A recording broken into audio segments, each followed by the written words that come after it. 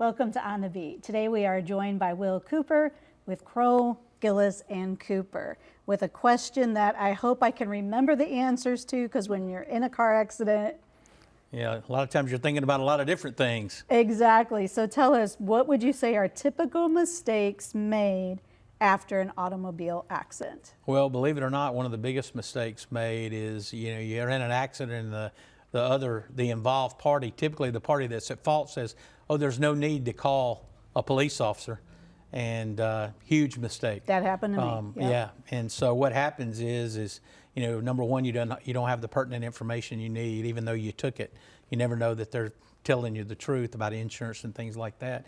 But the other big thing is that you're going to get a report, statements, witnesses, those kind of things in that report that you need, should you have to follow up with an insurance company or against that party on trying to get your meds paid and those kind of things. So a lot of pertinent information is gained in that initial investigation by the officer. So always call an officer. Okay, and then this is a question I've always had. Right. Do you move the vehicles? You don't need to. Okay. And that rolls into the next thing. You don't need to move the vehicles, because guess what you need to do next? We all have cameras on our phones, so you need to take your own photographs. So you photograph the scene, and you photograph the vehicle, you photograph where they're sitting, all of that before you move. Now, if the officer says, we need to get this out of traffic, you're going to have to get it out of traffic.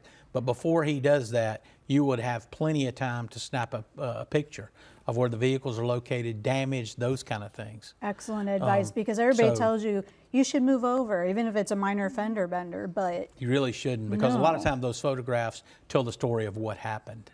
What would you say are other mistakes you see? And so then the other thing is, and what happens is, there's an insurance company typically involved if the parties have insurance.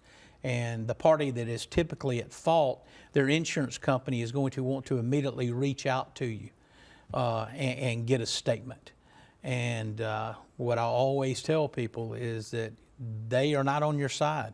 They are trying to get you to say things that are going to help them prove that you're at fault. And so you don't give a statement without getting an attorney. And so one of the mistakes people made is they give a statement without an attorney, and then so therefore they don't have an attorney, and so it gets them in trouble. So if I'm not at fault and I'm in an accident, I should contact you before talking to someone, because even if you don't end up hiring that attorney, you can talk to that attorney and he can help you through that process. Knowing how to answer the question, knowing which questions to answer and how to answer them, help you through that, because they're trying to put words in your mouth. That's exactly what happened to me, and I was just, of course, I'm thinking everybody's honest, and I was like, what? No, not at all. Right. And then the final thing is, and most people don't think about this, but you need to get checked out by a doctor, because a lot of times you don't know, whether you've been injured or not. You may not feel injured that day, and you may wait a week and then you're real sore. Well, the insurance company is always going to pick on you. Well, you didn't go to the doctor that day, so you must have been okay. And so it's always best, whether to go to the ER or to a family doctor or something, but just to get checked out to make sure everything's okay. Just to be sure. Big mistake people make.